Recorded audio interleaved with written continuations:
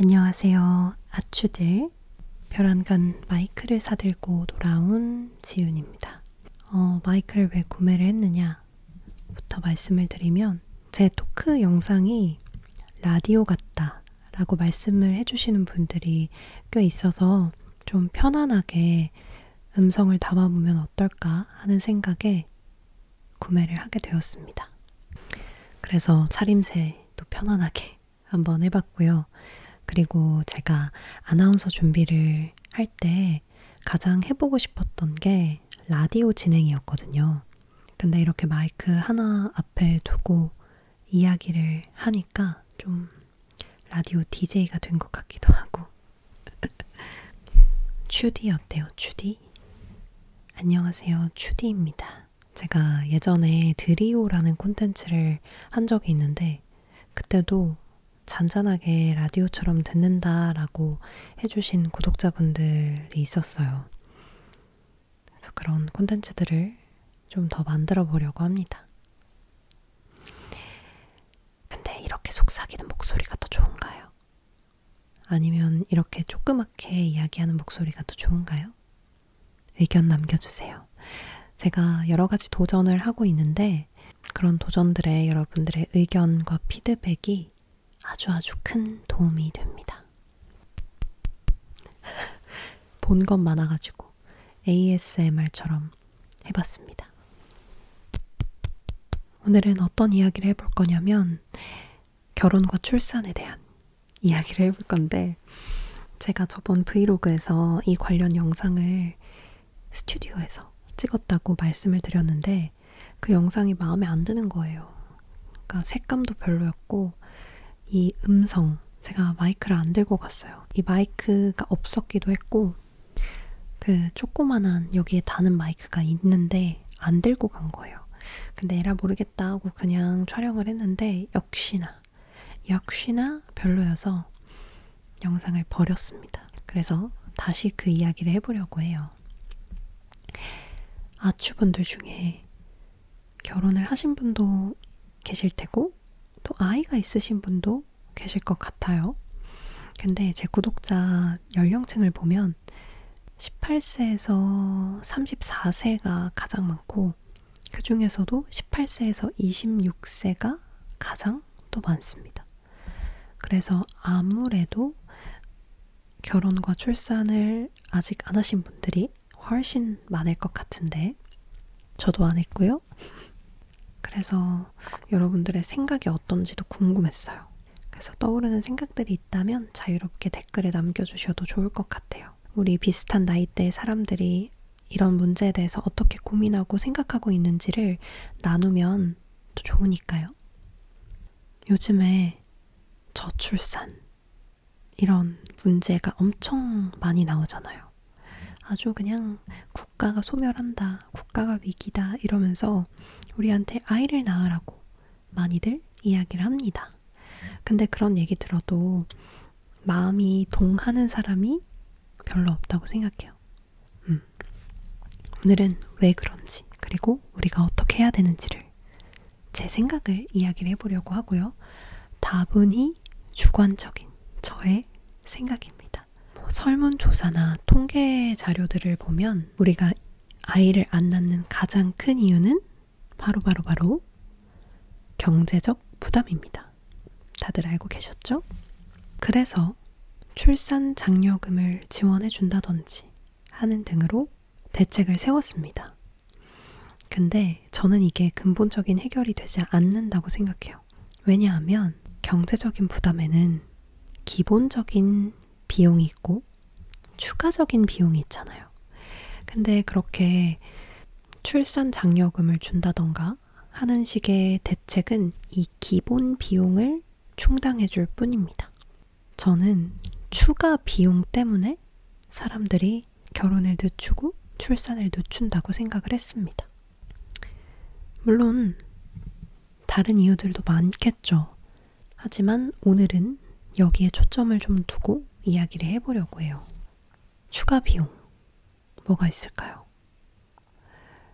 다른 아이들보다 내 아이에게 더 좋은 옷을 입히고 싶고 좋은 음식을 먹이고 싶고, 외제차도 태우고 싶고, 더 좋은 학교 보내고 싶고, 해외여행도 보내주고 싶고, 거기에 더해서 아이뿐만 아니라 아이를 낳고 난 이후에 나도 좋은 옷, 좋은 가방, 여행지 가고 싶다. 이게 추가적인 비용이 되겠죠. 추가 비용을 추구하지 말자는 이야기는 아닙니다. 풍요롭고 만족스러운 삶을 사려면 추가적인 비용은 반드시 필요해요. 근데 이걸 너무 높게 측정하고 좀 불필요하게 과도하게 생각하는 경향이 있지 않나 라고 조심스럽게 이야기를 해볼게요. 자, 그럼 이 추가 비용을 왜 높게 측정을 해서 부담을 느낄까, 사람들이? 저는 우리나라가 비교 가치를 좀 많이 생각한다라고 생각을 했거든요.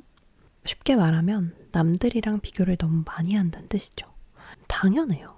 예전에는 그냥 옆집 친구 뭐 샀고 뭐 먹었고 시험 몇 점 받았는지 뭐 이 정도 알 수 있었는데, 요즘에는 내가 서울에 산다고 치면 저 멀리 제주도에 사는 친구 소식도 알 수 있고, 부산 사는 친구 소식, 저 멀리 해외에 사는 친구까지 그냥 핸드폰만 열면 어떻게 사는지를 다 볼 수가 있어요. 쟤는 해외여행을 밥 먹듯이 가네. 나는 1년에 한 번도 힘든데.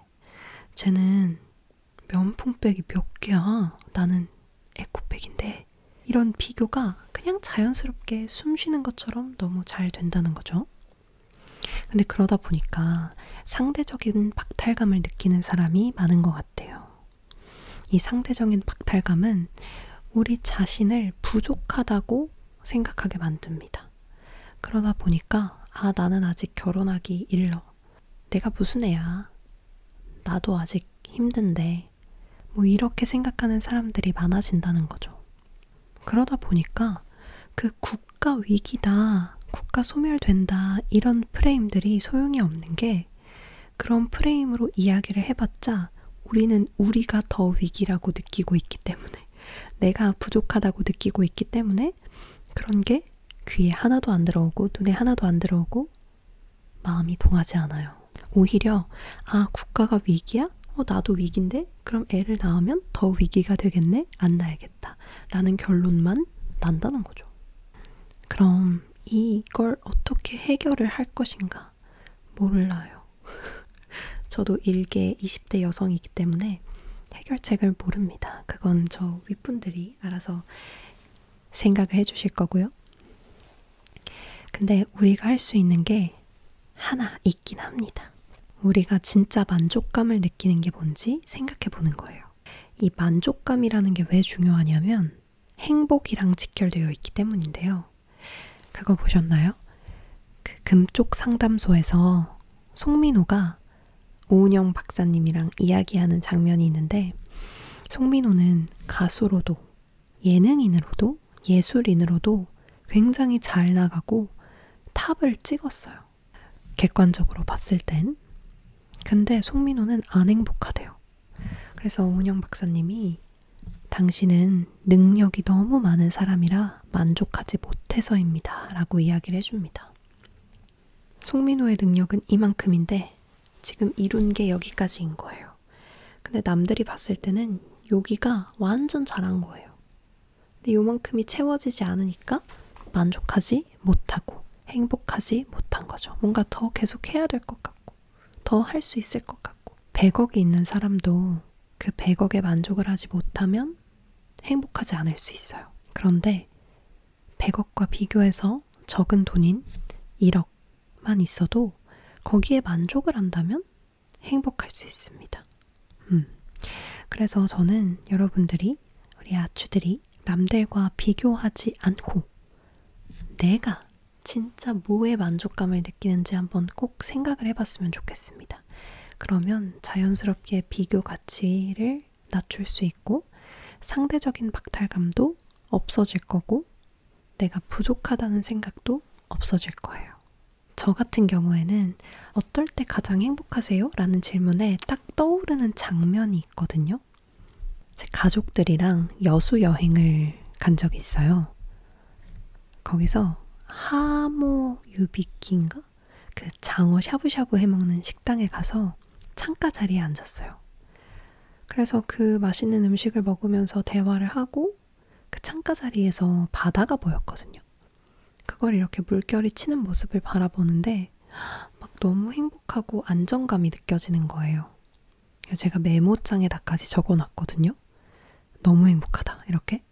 저는 뭔가 너무 갖고 싶었던 물건을 손에 얻었을 때보다 그때가 더 행복했고, 일이 잘 돼서 막 돈을 엄청 많이 벌었을 때보다 그때가 더 행복했어요.